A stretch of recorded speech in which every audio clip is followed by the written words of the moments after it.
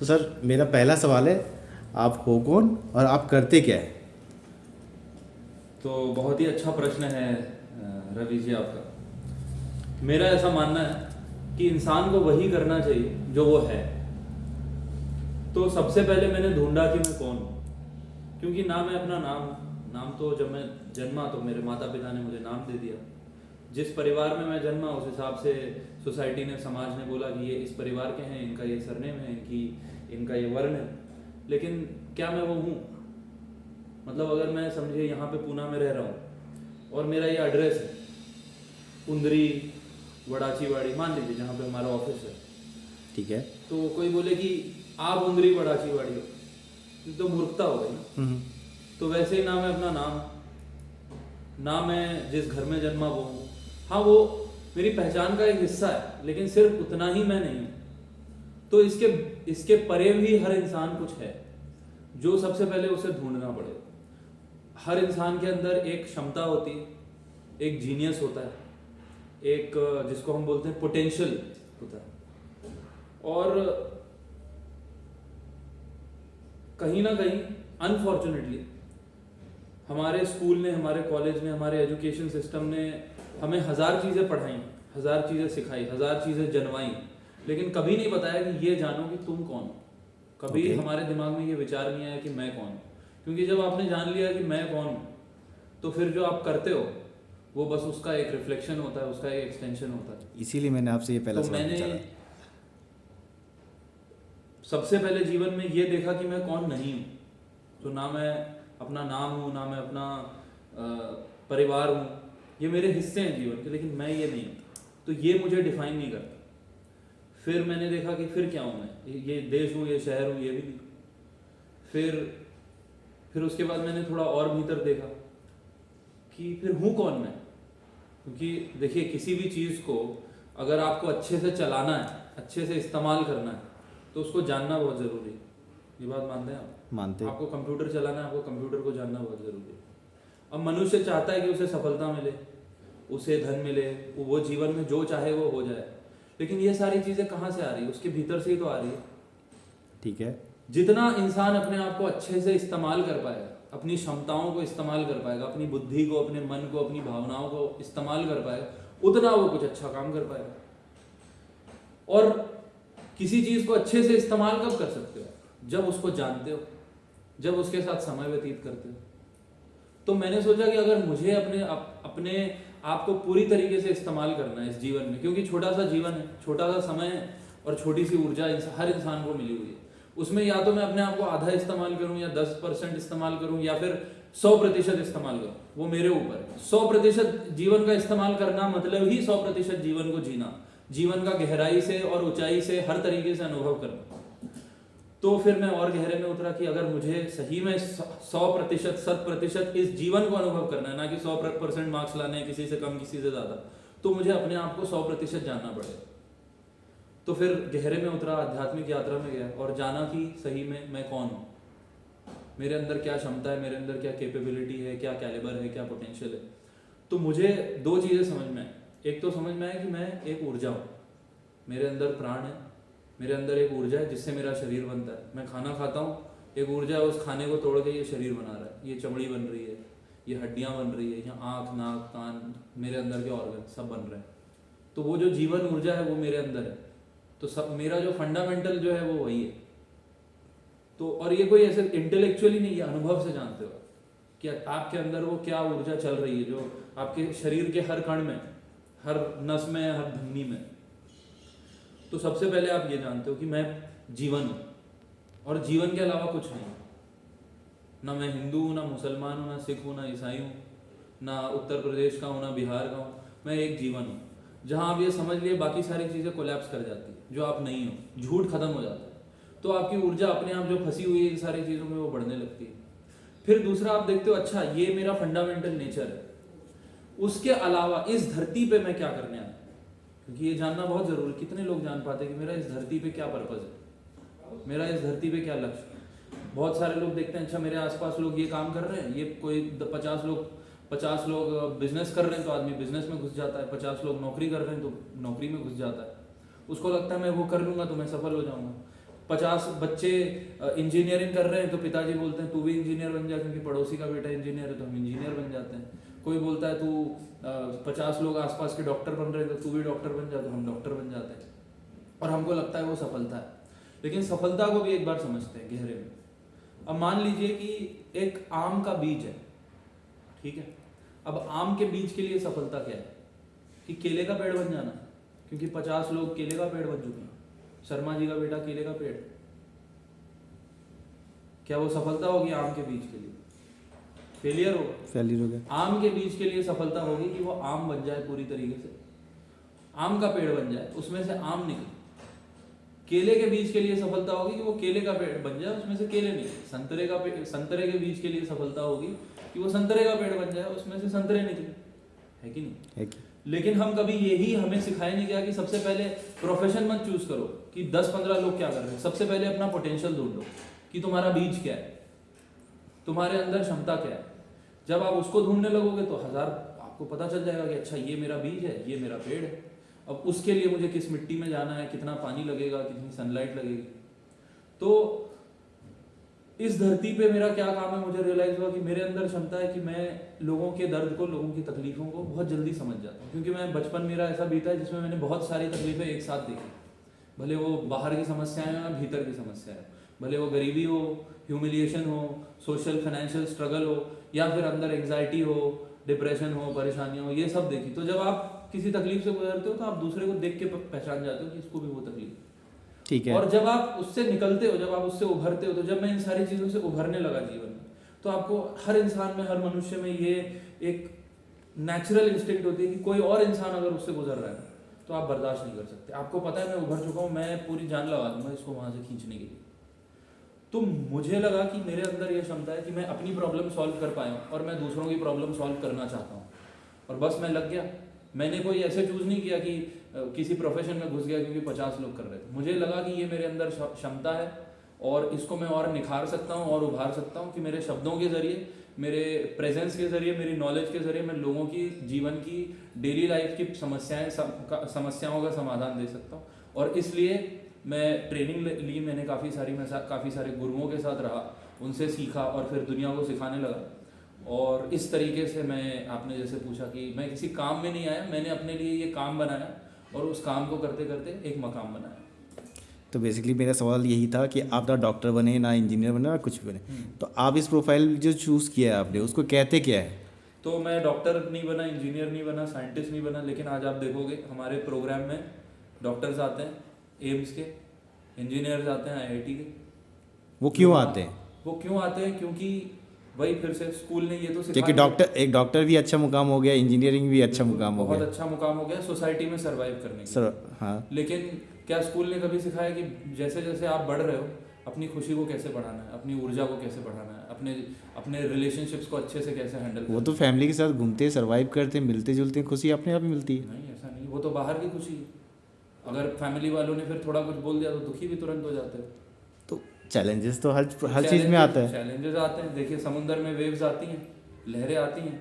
अब एक आदमी है जिसने लहरों पे सर्फिंग करनी सीख ली, उसको कभी डर नहीं लगेगा, उसको कभी एंग्जाइटी नहीं होगी, उसको कभी डिप्रेशन नहीं होगा, वो सर्फ करेगा। और दूसरा आदमी जिसने कभी नहीं देखा, उसको हर छोटी छोटी बात पे डर लगेगा। तो आप ये कह रहे हो कि डिप्रेशन से कैसे निकलते हैं, ये सारी चीज़ें आप बताते हो? आप बताते नहीं है, तरीके हैं, जरिए हैं, माध्यम है। फॉर एग्जाम्पल, जैसे आप सोचो, आपको किसी ने समुद्र में फेंक दिया बिना स्विमिंग सिखाए, क्या होगा? घबराहट हो जाएगी कि डूब जाएगा। वैसे ही हमें संसार में फेंक दिया, क्या हमने कभी फैमिली स्टार्ट करने से पहले सीखा कि ये फैमिली का जो समुंदर है इसमें से कैसे तैर के निकलते, इस समुंदर में पूरी तरीके से गोते कैसे लगाते हैं और फिर वापस कैसे आते हैं? तो वो तो फैमिली ने सिखाया ना, फैमिली ने सिखाया, फिर टीचर्स ने सिखाया, स्कूल ने सिखाया। स्कूल ने कहाँ सिखाया? कौन से स्कूल में सिखाया कि आपको हेल्दी कैसे रहना है, आपको फिट कैसे रहना है, आप बाहर की सिचुएशन में जब बाहर से तकलीफें हैं तो अंदर से समाधान कैसे निकालना है और अंदर से स्थिर कैसे रहना है, अपने मानसिक संतुलन को कैसे बना के रखना है। हर छोटी सी बात पे आदमी संतुलन खो देता है। वो तो जब खो देता है, फिर थोड़ा सा फिर खो देता है, तुम्हारा स्विच दूसरों के हाथ में चला गया, दूसरों की गुलामी करने लगे।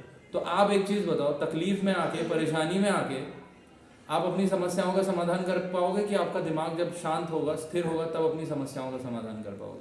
वरना बेटे ने कुछ बोला, आप चिढ़ गए, बेटे को थप्पड़ लगा दी। ये कौन सा समस्या का समाधान है? ना उसकी समस्या का समाधान मिला, ना आपके अंदर की समस्या का समाधान मिला। और Okay. आपको लगा कि भाई मैंने तो गुस्सा किया, मैं तो बहुत शक्तिशाली आदमी, सबसे कमज़ोर आदमी हूँ आप। तो फिर क्योंकि माइंड, आपका कंट्रोल आपके गुस्से का किसी और इंसान के हाथ में। तो फिर कंट्रोल कैसे अगर करें इन कंट्रोल सब आपके पे? हाथ में होता तो आप गुस्सा करते क्या? कंट्रोल 15 मिनट बाद आप क्या सोचते हो कि अरे यार गलत कर दिया। क्योंकि आपके साथ भी कोई ऐसा करे तो आपको भी अच्छा नहीं लगेगा।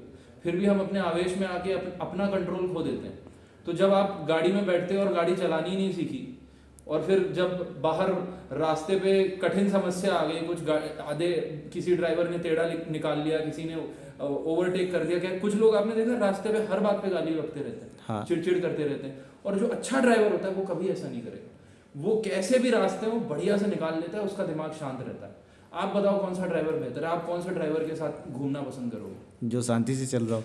आप कौन सा ड्राइवर बनना पसंद करोगे? जब जो- आप जो शांत ड्राइवर होगे, जब आप शांत ड्राइवर होगे जीवन के, तभी तो लोग आपकी गाड़ी में बैठना पसंद करेंगे। अब एक और सवाल मैं पूछता हूँ, रास्ते पे गड्ढे आते हैं, कुछ रास्ते उबड़ खाबड़ होते हैं, कुछ गाड़ियाँ होती है जो बहुत जल्दी गर्म हो जाती है, और जो ज़्यादा जल्दी गर्म होती है गाड़ी वो जल्दी ख़राब भी हो जाती है। तो कुछ गाड़ी होती है कंप्लीट कर दी। आपने बताया अभी जैसे कुछ कि गाड़ी होती है जो ठंडी रहती है, तो कौन सी गाड़ी ज़्यादा दूर तक चलेगी? जो ठंडी रहेगी, कौन सी गाड़ी में आप बैठना पसंद करोगे? जो नॉर्मल रहे एक तरह से। कौन सी गाड़ी आप बनना पसंद करोगे? है कि नहीं? तो रास्ते तो उबड़ खाबड़ होंगे, लेकिन वो कुछ सिखाते नहीं है। सिखाता ये है कि आप उसका कंट्रोल कैसे लेते हो। How do you take charge of your mind, your emotions, your body and your responses and behaviour to the world. अगर ये आपने सीख लिया तो आप सशक्त हो गए, आप एम्पावर्ड हो गए। अब कैसी भी परिस्थिति होगी, आप एक शांत स्टेट के साथ में उससे डील करोगे, बेस्ट सोल्यूशन निकालोगे और प्रेम दे पाओगे। वरना आप सोचते रहोगे मैं प्रेम करता हूँ, लेकिन सिर्फ गुस्सा और एंगर और एजिटेशन ही निकलेगा। तो आपके हिसाब से हम कंट्रोल कैसे करें अपने माइंड को? तो उसी के अब देखिए, आप एक चीज़ बताइए, ABCD सीखने में कितने दिन लगे? काफ़ी टाइम लगा था। टाइम लगा था। सिंपल सी ABCD, उसको भी इतना टाइम लगा। तो अपने माइंड को एम्पावर करने में, अपने माइंड को स्ट्रेंथन करने में, अपने माइंड पे पूरा कंट्रोल पाने में, सिर्फ एक वर्ड में बोल दूंगा तो उससे क्या हो जाएगा? एक प्रोसेस होता है, हमारा 1 महीने का प्रोग्राम होता है, उसको बोलते हैं अनलीश द अल्टीमेट यू। जब उसको लोग ज्वाइन करते हैं, स्टेप बाय स्टेप हर दिन कुछ प्रोसेसेस सिखाए जाते हैं, कुछ टूल सिखाए जाते हैं। उसको करते करते धीरे धीरे उनकी ऊर्जा बढ़ती जाती है, उनकी आत्मा की ऊर्जा बढ़ती जाती है, मन की ऊर्जा बढ़ती जाती है, बुद्धि की ऊर्जा बढ़ती जाती है, चेतना की ऊर्जा बढ़ती जाती है, और कंट्रोल उनके हाथ में आ जाता है।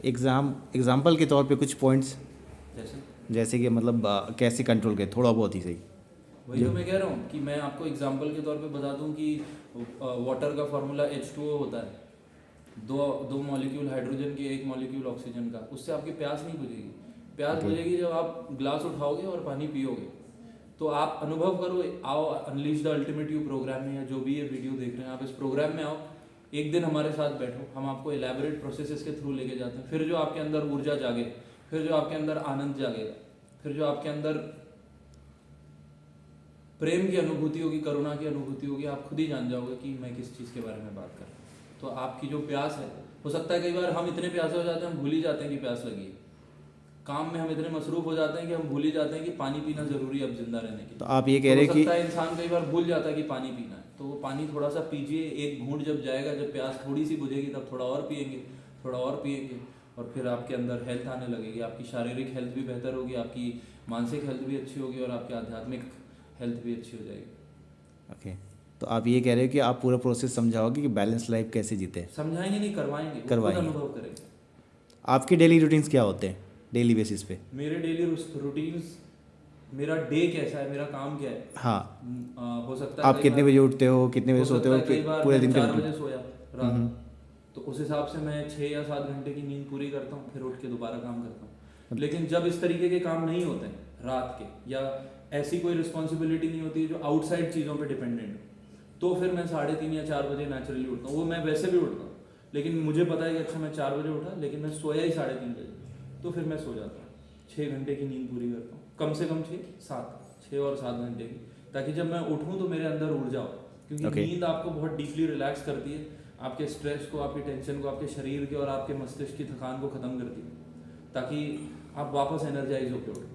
लेकिन आपको चाय और कॉफी पीने की जरूरत पड़े सुबह सुबह अपनी आंखें खोलने की, आपकी आंखें खुली रहे। बट आपके बातों से ये लग रहा है कि आपका कोई शेड्यूल नहीं है सोने का, किसी भी टाइम आप सोते हो।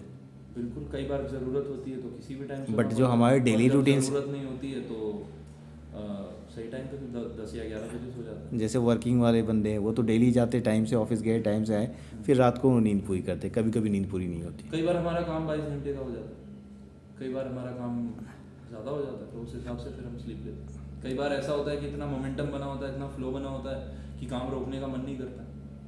और क्योंकि मेरे, जैसा मैंने बोला, मेरे लिए काम और जीवन अलग नहीं है, जीवन ही काम है। और जितना मैं काम कर रहा हूँ उतना मेरा जीवन बढ़ रहा है, उतना मैं जी रहा हूँ। और मेरा काम खुद के लिए नहीं है, दूसरों के लिए। और आप देखोगे जब आप दूसरों के लिए काम करते हो तो आपके अंदर एक बहुत बड़ी ऊर्जा आ जाती है, तो आप वो क्या, आपको रुकने नहीं देती। आप क्लासेस प्रोवाइड करते हो? जी कैसे प्रोवाइड करते हैं और कैसे आपसे कांटेक्ट करें? जी, हमारे ऑनलाइन सेशंस भी होते हैं। हमारा, अगर आप गूगल पे जाओगे, जय कबीर लिखोगे, यूट्यूब पे जाओगे तो हमारे वीडियोस हैं, उसमें आप देखोगे हमारा खुद का एक रिट्रीट सेंटर भी है। हमारे आउटबाउंड बाहर हिमाचल में या फिर धर्मशाला में या ऐसी अच्छी प्राकृतिक जगहों पे हमारे प्रोग्राम्स होते हैं, तो वहाँ पे मैंने सुना आप ऑनलाइन ट्रेनिंग्स भी देते हैं सब। ऑनलाइन होता है। पहला जो हमारा लेवल होता है वो ऑनलाइन ट्रेनिंग्स होता है। फिर उसके बाद में कुछ लोग और गहरे में जाना चाहते हैं, हमारे साथ रह के अनुभव करना चाहते हैं, तो वो रिट्रीट सेंटर में आते हैं, 5-10 दिन हमारे साथ रहते हैं। फिर उसके बाद और भी एडवांस प्रोग्राम, सारे गैजेट को पीछे छोड़ करके? जी, सारे गैजेट को पीछे छोड़ के आपके रूल्स रेगुलेशन है कुछ, या फिर मोबाइल वगैरह लेके? नहीं, क्यों, वही बात है कि अपने साथ समय बिताने आए हो, अपने आप को जानने आए हो, फिर और बाकी चीज़ों के साथ समय बिताओगे तो फिर डिस्ट्रैक्ट हो जाओगे। आप सिंपल सा एग्जांपल, कंप्यूटर भी सीख रहे हो या आप टेक्नोलॉजी भी सीख रहे हो, आप गैजेट भी देखोगे, ये भी देखोगे, तो आपका दिमाग 10 जगह रहेगा, तो एक काम सीख ही नहीं पाएगा ठीक से। ग्रेट। तो कबीर जी आपसे बात करके बहुत ही अच्छा लगा, दोबारा हम बात करेंगे, फिर कुछ ना कुछ और भी सॉल्यूशंस आपसे जानने की कोशिश करेंगे, ऑनलाइन जुड़ के भी। जी जी जी थैंक और यू। अरे रुको, बताइए जी। और हमें भी आपसे मिलके और आपसे बात करके और आपकी मुस्कान को देख के बहुत अच्छा लगा, और बहुत ही अच्छी मित्रता हो गई आपसे। ऐसा लगता है कि सिर्फ अभी 3-4 दिन से नहीं मिले, ऐसा लगता है कम से कम 4-5 साल से, या कॉलेज टाइम से तो मैं आपको जानता ही जानता हूँ, तो वैसी भावना आती है और बहुत अच्छा काम करते हैं। बट हमारा प्रोफाइल थोड़ा सा अपोजिट है। नहीं, अपोजिट नहीं है। एक देखो, एक प्रोफाइल के अलावा जो मैंने बोला कि फंडामेंटल क्या है, आप भी वही प्रोफाइल हो, मैं भी वही प्रोफाइल हूँ। इस प्रोफाइल को भी बनाने वाला वही है, उस प्रोफाइल को बनाने वाला भी वही है। मतलब हम लोग दोनों ही एक तो ही एक चीज़ ही में profile। एक्सप्लेन करने वाले प्रोफाइल में तो है, हाँ। कम से कम एक्सप्लेन करने वाले प्रोफाइल में। बिल्कुल। ग्रेट। तो प्रोफाइल तो सबका एक ही है कि नहीं? ना आपकी समस्या अलग है, ना मेरी समस्या अलग है, ना उसका समाधान, ना मेरी समस्या का समाधान अलग है, ना आपकी समस्या का समाधान अलग है। तो आप भी वही मनुष्य हो, मैं भी वही मनुष्य हूँ। चलिए कबीर जी, हम लोग टच में रहेंगे हमेशा जी। और इसी तरह से बातचीत करते रहेंगे। जी, thank you sir. Thank you.